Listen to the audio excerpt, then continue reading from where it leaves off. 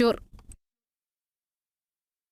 സംസ്ഥാനം ഒറ്റക്കെട്ടായി ലഹരി മരുന്നിനെതിരായിട്ടുള്ള പോരാട്ടം തുടർന്നുകൊണ്ടിരിക്കുന്നു. ലഹരി പദാർത്ഥങ്ങൾക്കും മയക്കുമരുന്ന് ഉപയോഗത്തിനും എതിരായിട്ടുള്ള കൂട്ടായിട്ടുള്ള പോരാട്ടം സംസ്ഥാന സർക്കാരും നിയമവകുപ്പും ഒപ്പം തന്നെ പൊതുജനങ്ങളും ചേർന്ന് നടത്തിക്കൊണ്ടിരിക്കുന്നതിനിടയിൽ തന്നെ ഈ പോരാട്ടത്തിൽ നിരപരാധികൾ കൂടി പ്രതികളാക്കപ്പെടുന്നുണ്ടോ എന്ന് സംശയിക്കേണ്ടുന്ന രീതിയിലേക്ക് കാര്യങ്ങൾ മാറുകയാണോ എന്ന് തോന്നിപ്പിക്കുന്ന ഒരു പ്രധാനപ്പെട്ട വാർത്ത മുന്നോട്ട് വയ്ക്കുകയാണ്. കൈവശമുണ്ടായിരുന്ന കൽക്കണ്ടം MDMA ആണ് എന്ന് തെറ്റിദ്ധരിച്ച് അറസ്റ്റിലായ യുവാക്കൾ ജയിലിൽ കഴിയേണ്ടി വന്നത് 5 മാസമാണ്. പിന്നീട് രാസപരിശോധനയിൽ പിടിച്ചെടുത്തത് മയക്കുമരുന്നല്ല എന്ന് തെളിഞ്ഞതോടെയാണ് ഇവർ ജയിൽ മോചിതരായത്.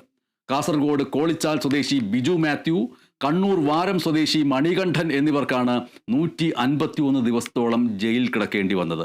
ഈ വാർത്ത ഞാൻ നൽകിക്കൊണ്ടിരിക്കുന്നതിനിടയിൽ തന്നെ അതിൻ്റെ വിശദാംശങ്ങൾ നിങ്ങൾക്ക് സ്ക്രീനിൽ കാണാൻ കഴിയും. 2024 നവംബർ 26-ാം തീയതിയാണ് കോഴിക്കോട് നിന്ന് ഡാൻസ് ഓഫ് സംഘം ഇവരെ പിടികൂടിയത്.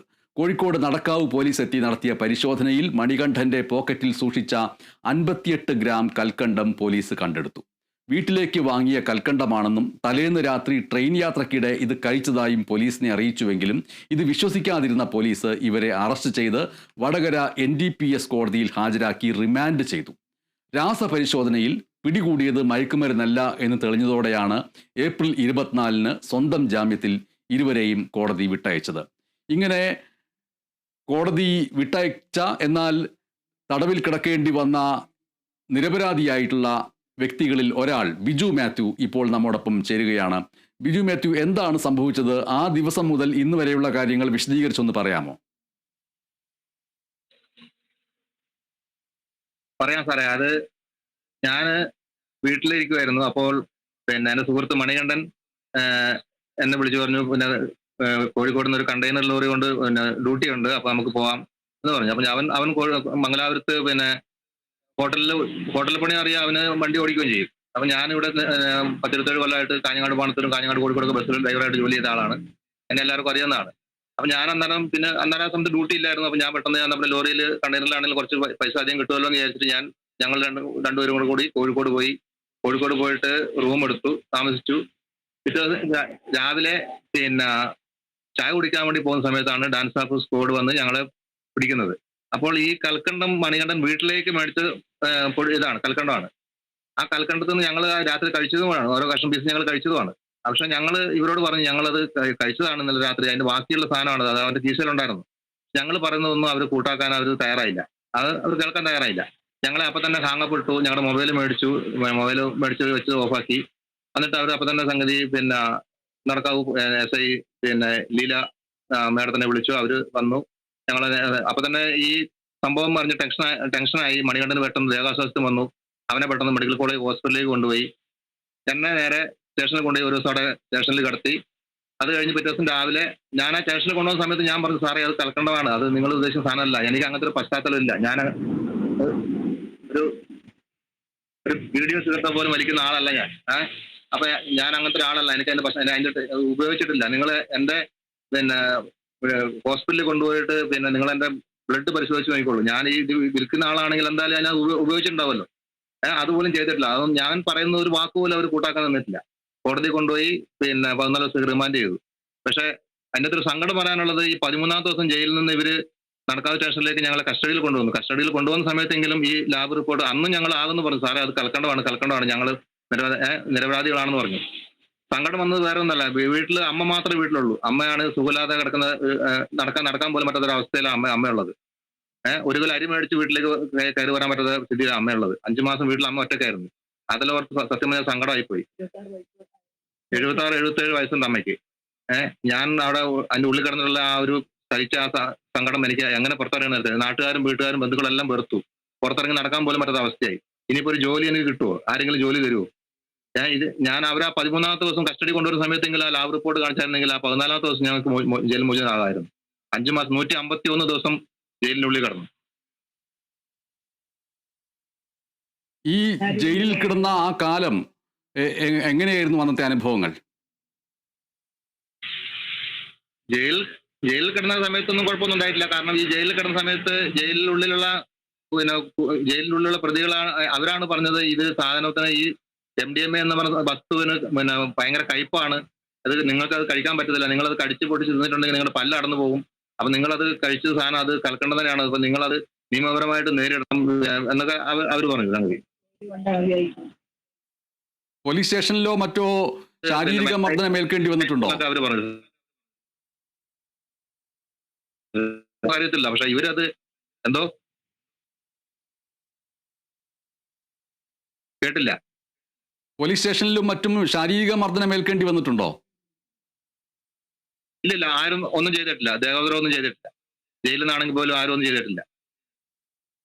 ഇത് കഴിഞ്ഞ് വിട്ടയക്കുന്ന വേളയിൽ ആ വിട്ടയക്കുന്നത് ഒരു ഉത്തരവായിട്ട് നിങ്ങൾക്ക് ലഭിക്കുകയാണോ, അതോ നിങ്ങളെ ഇനി പൊയ്ക്കോളൂ എന്ന് പറഞ്ഞിട്ട് കേവലം അങ്ങനെ പറഞ്ഞ് വിടുകയായിരുന്നോ ചെയ്തത്?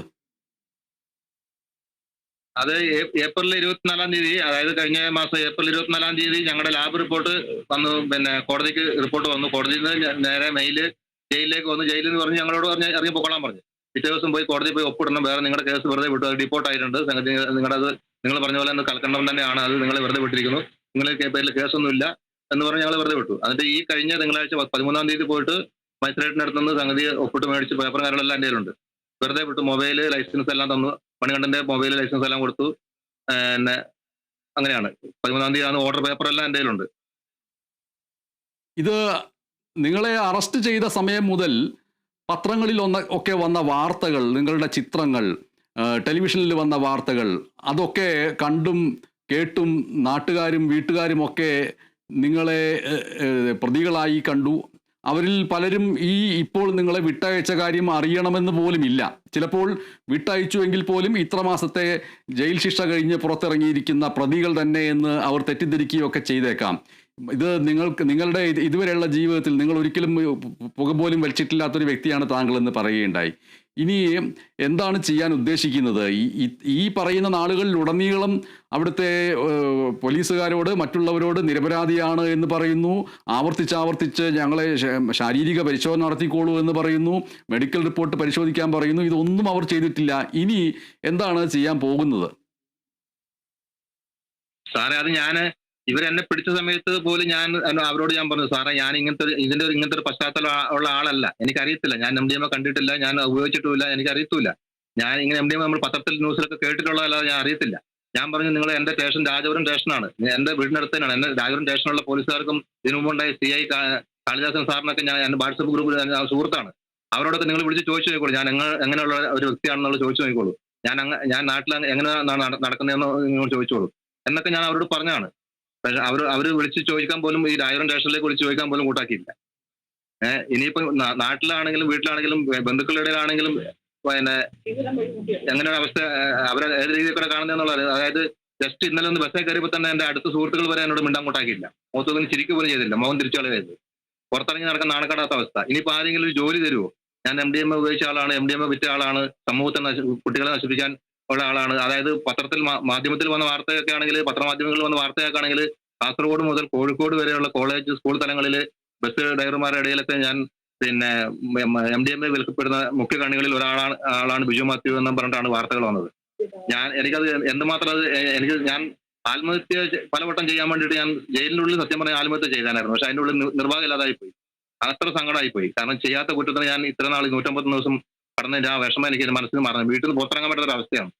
ഒരു ജോലി ഇനി ആരെങ്കിലും തരുമോ? ഞാൻ ചെറുപ്പം 21-ാമത്തെ വയസ്സിൽ ഞാൻ ബസ് ഓടിക്കാൻ തുടങ്ങിയ ആളാണ്. എല്ലാവർക്കും എന്നെ അറിയാം, ഈ നാട്ടിലുള്ള സകല വ്യക്തികൾക്കും എന്നെ അറിയാം. 10-27 കൊല്ലം ഞാൻ ബസ് ലോറി ഓടിച്ച വ്യക്തിയാണ്. ഇനി ആരെങ്കിലും എനിക്കൊരു പണി തരുമോ? ഇതിന്റെ ഉത്തരം ഞാൻ ആരോടാ ചോദിക്കേണ്ടത്? ആരാ സമാധാനം പറയേണ്ടത്? ഞാൻ എന്താ ചെയ്യേണ്ടത് പോലെ എനിക്ക് ഒന്നും പിടുത്തം കിട്ടുന്നില്ല. ആരോട് ഞാൻ ഇവിടെ നാട്ടിലിറങ്ങിയിട്ട് തന്നെ 1-2 പേര് കണ്ടു, നിന്നെ അങ്ങനെ വെറുതെ വിട്ടു എന്നാ ചോദിക്കുന്നത്. ഈ കേസിന് ആര് ജാമ്യം എടുത്തു? ആരാണ് ജാമ്യത്തിൽ വന്നത്? എൻ്റെ അമ്മയാണെങ്കിൽ ഈ ചോദിക്കാത്ത ആൾക്കാരില്ല. ആൾക്കാരോട് ജാമ്യത്തിൽ നിൽക്കാവോ, ജാമ്യത്തിൽ നിൽക്കാൻ നിൽക്കുമ്പോൾ ഈ കേസിന് ആരാ ജാമ്യത്തിൽ നിൽക്കുന്നത് എന്നാ ചോദിക്കുന്നത്. എങ്ങനെ വെറുതെ വിട്ടു? ഈ MDMA കേസിന് ജാമ്യം ഇല്ലല്ലോ. ഞാൻ പറഞ്ഞാൽ വെറുതെ വിട്ടു. നമ്മുടെ കൽക്കണ്ട നടന്നുകൊണ്ട് ആരും വിശ്വസിക്കുന്നില്ല. ബിജു മാത്യുവിൻ്റെ കൂടെ 5 മാസം ജയിൽ കഴിഞ്ഞ മറ്റ് യുവാക്കളുടെ അവസ്ഥ എന്താണ്? ഇപ്പോൾ ബിജു മാത്യുവിന് ഈ ജയിലിൽ ചെയ്യാത്ത തെറ്റിന് ജയിലിൽ കിടക്കേണ്ടി വന്ന 5 മാസം അമ്മയെ ശുശ്രൂഷിക്കാൻ കഴിഞ്ഞില്ല, അമ്മയുടെ കാര്യം എന്താണ് എന്ന് അറിയാൻ കഴിഞ്ഞില്ല. ആ രീതിയിലുള്ള വലിയ മനുഷ്യാവകാശ ലംഘനമാണ് നടന്നിരിക്കുന്നത്. മറ്റ് യുവാക്കളുടെ അവസ്ഥ എന്താണ്? അവരുടെ കുടുംബ പശ്ചാത്തലവും അവർക്കുണ്ടായ നഷ്ടങ്ങളും എന്തൊക്കെയാണ്? സാറേ അവന് ഭാര്യയും ഒരു 2 കുട്ടികളാണ് ഉള്ളത്. ആ പെങ്കൊച്ചാണെങ്കിൽ ചെറുപ്പത്തൊരു പിന്നെ നഴ്സിംഗ് പഠിക്കുന്ന ഒരു കുട്ടിയായിരുന്നു. അവൻ പണിയെടുത്തിട്ടാണ് ആ കൊച്ചിനെ പഠിപ്പിച്ചുകൊണ്ടിരുന്നത്. പിന്നെ ചെറുക്കൻ കൊച്ചുള്ളത് 8ാം ക്ലാസ്സിൽ പഠിക്കുകയാണ്. അപ്പൊ ആ പെങ്കൊച്ചിന്റെ നഴ്സിംഗ് പഠിത്തം വരെ നിന്നുപോയി. ഫീസ് അടക്കാൻ നിവൃത്തിയില്ലാത്ത അവസ്ഥയായി പോയി. അതുങ്ങളാണെങ്കിൽ പിന്നെ സ്വന്തമായിട്ട് വീടില്ല. അവനാണെങ്കിൽ പിന്നെ ഭാര്യ വീട്ടിലാണ് താമസിക്കുന്നത്. 4 സെന്റ് സ്ഥലം മാത്രമാണ് ഉള്ളത്. ഇപ്പൊ അവന്റെ മൊബൈൽ അവിടെ കോടതി വെച്ച സമയത്ത് അതിന് ബാലറ്ററി ചീഞ്ഞു പോയിട്ട് അത് അവനെ വിളിച്ചാൽ പോലും കിട്ടാത്ത അവസ്ഥയാണ്. ഇപ്പം ഹോട്ടൽ ഇരുട്ടില്ലാത്ത ഹോട്ടലിൽ പണിക്ക് കയറിയിട്ടുണ്ടെന്ന് ഞാൻ കേട്ടു. എനിക്കറിയാം, ചിലപ്പോൾ വിളിച്ചാൽ പോലും കിട്ടുന്നില്ല. അത്രയ്ക്ക് ഭയങ്കര കഷ്ടത്തിൽ. അവന്റെ ഭാര്യക്കാണെങ്കിൽ സുഖമില്ല, അങ്ങനത്തെ ഒരു അവസ്ഥയുണ്ട്. മരുന്ന് മേടിക്കാൻ പോലും ഇല്ലാത്ത അവസ്ഥയിൽ അവർ കഷ്ടപ്പെട്ടിട്ട്, അതായത് ഒരു പ്രൈവറ്റ് വക്കീലിനെ വെക്കാൻ പോലും ഞങ്ങൾക്ക് നിവൃത്തിയില്ലാത്ത അവസ്ഥയായി പോയി. കാരണം ചോദിക്കുമ്പോൾ 50,000 1 ലക്ഷമായിട്ട് പോകാം, നമുക്ക് നോക്കാം, 58 ഗ്രാമല്ല, ചിലപ്പോൾ ജാമ്യം കിട്ടാൻ പാടാണ്. ആ അവസ്ഥയിൽ ഞങ്ങളുടെ ആ അവസ്ഥയായി പോയി. എന്ത് ചെയ്യാൻ പറ്റും? ലാസ്റ്റ് ഒരു ഗവൺമെന്റ് വക്കീലിനെ കോടതി തന്നെ വന്നു. ആ വക്കീൽ തന്നെ രഞ്ജിത്ത് കുമാർ വക്കീല്. ആ വക്കീലിനോട് തീരാത്ത നന്ദിയുണ്ട്. ആ വക്കീലാണ് ഞങ്ങൾക്ക് ജാമ്യം, ഞങ്ങളെ കേസ് പിന്നെ ലാബ് റിപ്പോർട്ട് പരിശോധിച്ച് അപേക്ഷ സമർപ്പിച്ചതും ലാബ് റിപ്പോർട്ട് എടുത്തു തന്നതും ഞങ്ങളെ വെറുതെ വിടാൻ ഉള്ള സാഹചര്യം ഉണ്ടാക്കി തന്നു. ചെയ്യാത്ത തെറ്റിന് ഇങ്ങനെ ജയിലിൽ കിടക്കേണ്ടി വന്ന സമയത്തോ അതിനിടയിലോ സ്റ്റേഷനിലുള്ള സമയത്തോ എപ്പോഴെങ്കിലും നിങ്ങളുടെ നാട്ടിലെ ജനപ്രതിനിധികളെ ബന്ധപ്പെടാനോ വാർഡംഗത്തെ ബന്ധപ്പെടാനോ അവർ വഴി സഹായം നേടാനോ ഒക്കെ ശ്രമിക്കുകയുണ്ടായോ?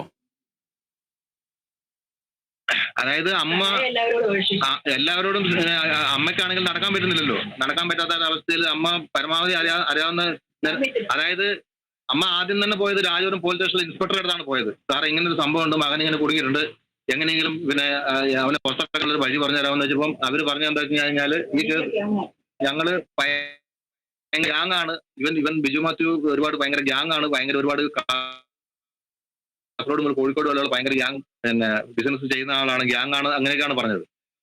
അതുപോലെ തന്നെ ജാമ്യം കിട്ടുന്ന കേസാണ്. 8 വർഷം 10 വർഷം 12 വർഷം ശിക്ഷ കിട്ടുന്ന കേസിലാണ്. അതുകൊണ്ട് അമ്മച്ചി ഇതിനു വേണ്ടി മെനക്കെടണ്ട എന്നുകൊണ്ട് അമ്മനെ നിരുത്സാഹപ്പെടുത്തിയിട്ട് വിടുവായത്. അപ്പം പിന്നെ ഒന്നുകൊണ്ട് വക്കീൽമാരോട് പോയി ചോദിച്ചപ്പോൾ പറഞ്ഞ് ജാമ്യം കിട്ടാൻ പാടാണ്, ജാമ്യം കിട്ടത്തില്ല എന്നുകൊണ്ട് അമ്മ പിന്നെ വിചാരിച്ചു ഓക്കെ എപ്പോഴും കിട്ടുമ്പോൾ കിട്ടണമെന്ന് അമ്മ വിചാരിച്ചു. അപ്പൊ അമ്മ പിന്നെ എന്ത് ചെയ്യാൻ പറ്റും? ഇപ്പോൾ ഈ താങ്കളുടെ നാട്ടിൽ ഉള്ള എല്ലാ പത്രങ്ങളും ആ ദിവസങ്ങളിൽ പ്രസിദ്ധീകരിച്ച പത്രങ്ങൾ ശേഖരിക്കുക, അത് ടെലിവിഷൻ ചാനലുകളുമായി ബന്ധപ്പെടുക, അവരോട് എത്രത്തോളം പ്രാധാന്യത്തോടു കൂടിയാണോ ഈ വാർത്ത നിങ്ങളെ കുറ്റവാളിയാക്കിക്കൊണ്ട് MDMA പിടിയിലായി എന്നുള്ള വാർത്ത കൊടുത്തത്, അതിനേക്കാൾ വലുപ്പത്തിൽ ഇപ്പോൾ നിങ്ങൾ കുറ്റവാളികളല്ല, ചെയ്യാത്ത തെറ്റിനാണ് ഭരണകൂടം നിങ്ങളെ പിടിച്ചെടുത്ത് ജയിലിലിട്ടത് എന്ന് അത് വരുത്തിപ്പിക്കേണ്ടത് വളരെ പ്രധാനപ്പെട്ട ഒരു കാര്യമാണ്. മനുഷ്യാവകാശ സംഘടനകൾ ഇവിടെയുണ്ട്. ആ മനുഷ്യാവകാശ സംഘടനകളൊക്കെ ബന്ധപ്പെടുക. ഒരു യുവാവിൻ്റെ ഒപ്പം തന്നെ കൂടെയുള്ള മറ്റ് യുവാക്കളുടെ ജീവിതത്തിലെ 5 മാസം ജയിലിൽ കഴിയുക എന്ന് പറയുന്നത് അത്രമേൽ അതിക്രൂരമായിട്ടുള്ള ഒന്നാണ്. അതുകൊണ്ട് ഇതിൽ ഒരു വാർത്താ സമ്മേളനം, നിങ്ങൾ 5 യുവാക്കളും ഒരുമിച്ച് ചേർന്നുകൊണ്ട് ഒരു വാർത്താ സമ്മേളനം അടുത്തുള്ള പ്രസ് ക്ലബിൽ വിളിച്ച് ഈ ഒരു മനുഷ്യാവകാശ ലംഘനം ഇനി ആവർത്തിക്കാതിരിക്കാനും, ഒരു പക്ഷേ ഇതേപോലെ കേരളത്തിൽ മറ്റ് ജയിലുകളിൽ മറ്റ് സ്റ്റേഷനുകളിൽ ഇതേപോലെ ചില ചെറുപ്പക്കാരെങ്കിലും കിടക്കുന്നുണ്ടെങ്കിൽ അതിനെതിരെ എന്ത് നടപടി എടുക്കേണ്ടതുണ്ട്, നമ്മളുടെ കയ്യിലുള്ള പഞ്ചസാരയാവട്ടെ അല്ലെങ്കിൽ കൽക്കണ്ടമാവട്ടെ അതിനെയൊക്കെ മയക്കുമരുന്നായിട്ട് കരുതിയിട്ട് ഇങ്ങനെ യുവാക്കളുടെ ജീവിതത്തെ ജയിലിൽ ഇട്ട് നശിപ്പിക്കുന്ന അവസ്ഥ ഉണ്ടാകാതിരിക്കാൻ എന്തെങ്കിലും കാര്യം നിങ്ങൾ ആസൂത്രണം ചെയ്യുന്നുണ്ടോ? സാറേ ആഗ്രഹമുണ്ട്. കാരണം ഞാൻ പിന്നെ 151 ദിവസം ജയിലിൽ കിടന്നതല്ലേ. ആ സമയത്ത് 5 മാസം പിന്നെ പണിയെടുക്കാൻ പറ്റിയിട്ടില്ല. ഞാൻ ഇപ്പോൾ കോഴിക്കോട് കാഞ്ഞങ്ങാട് ബസ് ഓടിക്കുന്ന സമയത്താണെങ്കിൽ 1800 2000 രൂപ കൂലി കിട്ടുന്നതാണ്. അപ്പൊ അതുപോലെ ലോറി പോകുന്ന സമയത്താണെങ്കിൽ നല്ല പൈസ ശമ്പളം കിട്ടുമായിരുന്നു. ഇപ്പൊ ഈ കണ്ടീഷനിൽ ആരും പണി തരത്തില്ല. പിന്നെ ഇനി വക്കീലിനെ കണ്ടിട്ട് ഇതിന് കുറെ കേസിന് പോകാൻ വേണ്ടിയിട്ട് എന്തെങ്കിലും സാമ്പത്തികമായിട്ട് എന്തെങ്കിലും പൈസ ഇല്ല. ആകെ ഞാനൊരു സാമ്പത്തികമായിട്ട് തളർന്നൊരവസ്ഥയിലാണുള്ളത്. മാനസികമായിട്ടും സാമ്പത്തികമായിട്ടും തളർന്നൊരവസ്ഥയുള്ളത്. എങ്ങനെ പോകണം, ആരെ കാണണം, ആരോട് എന്ത് പറയണം, എന്താ സംസാരിക്കണമെന്ന് പോലും എനിക്ക് കിട്ടുന്നില്ല. 5 മാസം ഉള്ളിൽ കിടന്നപ്പോൾ തന്നെ എനിക്ക് ആകെ മാനസികമായിട്ട് ആകെ ഞാൻ എൻ്റെ മാനസിക സമനില തെറ്റിയ പോലെ ഒരു അവസ്ഥയിൽ ഞാൻ ഉള്ളത്. ഇപ്പൊ തന്നെ ഈ ഒരു 2-3 മാസം കൂടെ കടന്നാലും സത്യം പറഞ്ഞാൽ എൻ്റെ റിലേ പോകുമായിരുന്നു. ആ അവസ്ഥയിലാണ് ഉള്ളത് ഞാൻ. അപ്പൊ എങ്ങനെ പോകണം, ആരെ കാണണം, ആര് 5 മാസം കടന്നതിനുള്ള നീതി എനിക്ക് ആര് തരും, എവിടെ നിന്ന് കിട്ടുന്നോ എനിക്ക് അറിയത്തില്ല. ഏത് വഴി കൂടെ പോകണമെന്ന് പോലും എനിക്കറിയത്തില്ല.